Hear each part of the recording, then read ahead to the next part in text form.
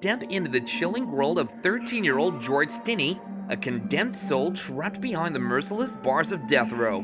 In this gripping tale, we uncover the heart-wrenching events leading up to his faithful execution. Brace yourself for an extraordinary journey as we delve into the untold story just one day before tragedy strikes. In the small town of Alcolu, South Carolina, in 1944, George Stinney, a 14-year-old boy, lived with his family. They were poor and African American, struggling in a segregated America. One day, the bodies of two young girls, Betty June Binnicker and Mary Emma Thames, were found in a ditch on the African American side of town. The authorities quickly targeted George and his older brother John as suspects. Although John was later released, George was held in custody. George's world turned upside down. He was denied the presence of his parent or an attorney during the questioning. The police overlooked vital evidence that could have proved his innocence. With a court-appointed attorney who did little to defend him, George faced a trial that lasted only a few hours. The verdict was a guilty one, and the punishment was severe. Let's unleash this disturbing story. March 23, 1944, a date forever etched in the annals of injustice. On that fateful day, the bodies of two innocent girls, Betty June Binnicker and Mary Emma Thames, were discovered in a desolate ditch on the African American side of Alcolu. Their absence had caused panic, their bicycles abandoned as the sun set on their dreams. In their final moments, their laughter mingled with the wind as they pedaled, seeking blossoms. Fate led them to the Stinney home, seeking guidance from Annie and Amy. Little did they know that this encounter would later be tainted by prejudice's dark veil. Suspicion clouded the Stinney brothers George and John as a new day dawned. Authorities, determined to find a culprit, snatched them from their lives. John's release offered a glimmer of hope, but George remained unjustly captive, his freedom stolen. Deprived of his parents' solace, he faced a trial that sealed his fate. But there was no defense, no comforting voice to champion his innocence. His father, once a respected worker at the local sawmill, was cast aside, losing his job in the face of accusations that tainted their lives. The Stinney family, now marked by tragedy, was forced to abandon their home, leaving behind their memories and the echoes of their shattered dreams. At the tender age of 14, George Stinney confronted a merciless legal system. He was abruptly transferred 50 miles away to a distant Colombian jail, shadowed by the specter of lynching. Isolated and defenseless, he endured relentless questioning, devoid of parental guidance or legal representation. The absence of justice raises profound societal questions. How could such horrors unfold? In a world where touts progress, the travesty that befell Stinney seems unfathomable. Yet in those dark days, justice crumbled under prejudice, leaving innocence as collateral damage. April 24, 1944, a day etched in infamy when the gears of a broken system ground mercilessly upon the fate of George Stinney. The courtroom, a stage for injustice, hosted a spectacle shrouded in darkness. Charles Plowden, a tax commissioner turned campaigner for local office, assumed the role of Stinney's court-appointed counsel, a mere pawn in a game where the scales of justice had tipped. Plowden accepted unchallenged testimony from 3 police officers, painting a damning picture of a confession. Yet no signed testament or tangled evidence supported their claims. Plowden, the supposed defender of truth, offered no resistance to the relentless prosecution devouring an innocent soul. Stinney's defense crumbled silently. Witnesses vital to the truth were absent. Cross-examination, a tool to expose deceit, was abandoned. The defense withered away, leaving no trace of resistance. Between the clutches of arrest and the merciless grip of execution, Stinney's parents were granted a fleeting visitation. A single encounter overshadowed by the looming threat of lynching, offering a brief glimpse of solace amidst a storm of despair. But the bars of injustice remained unyielding, denying them further access to their beloved child. June 16, 1944, marked the hour of reckoning, a somber morning as George Stinney faced his final moments. In the presence of the awaiting electric chair, he displays unwavering courage, a beacon of strength in a troubled world. As electricity surged through his veins, his spirits transcended his earthly vessel. His stolen life cut short, joined the ranks of countless nameless souls in an unmarked grave in Crowley.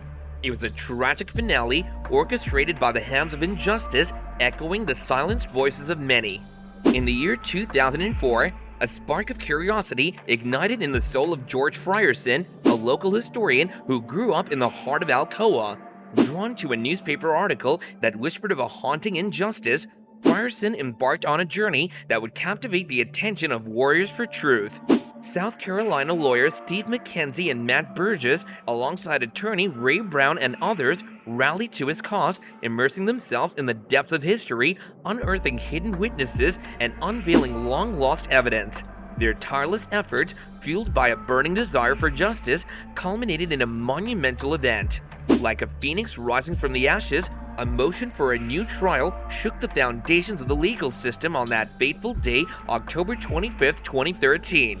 With unwavering determination, Mackenzie, Burgess, and Chandler, representing Stinney's family, presented their case armed with newfound truths that shattered the facade of truth. January 2014 bore witness to a courtroom alive with revelations. Stinney's own siblings stepped forward, their voices a resounding chorus of truth, testifying to their brother's innocence. Like a gust of wind unraveling the darkest secrets, an affidavit from Reverend Francis Batson breathed life into the shadows of doubt. His words echoed through the chamber, painting a vivid picture of a crime scene displaced, of a ditch devoid of the expected crimson tide. A symphony of redemption as Wilford Johnny Hunter, a fellow prisoner, took the stand. With unwavering conviction, he shared Stinney's whispered confession of coercion, a confession forced upon him like shackles on an innocent soul. The truth, no longer silenced, reverberated through the hallowed halls of justice, demanding recognition. And then, on the fateful day of December 26, 2014, Circuit Court Judge Carmen Mullen delivered her verdict, a seismic tremor in the face of a long-standing injustice. With a stroke of her pen, she shattered the chains that bound Stinney's fate. A declaration rang out, resolute and resounding, that he had not received a fair trial, that his Sixth Amendment rights had been trampled upon. Quorum nobis emerged as a beacon of rectification in legal history. Judge Mullen, a champion of truth, declared Stinney's coerced confession impotent and denounced the execution of a young child as cruel and unusual punishment. She condemned Stinney's defense for failing to summon crucial witnesses. Her judgment resonated, exposing a grave miscarriage of justice hidden in oversight and neglect. George Stinney paid the ultimate price, his life extinguished and innocence crushed beneath a flawed system. Modern-day investigators have pointed to George Burke Jr., a now-deceased individual and a member of a prominent white family. Shockingly, the Burke family had connections to the initial coroners and the grand jury that recommended Stinney's prosecution. They were influential figures in the exclusive town and had ties to the territory where the victims' bodies were discovered.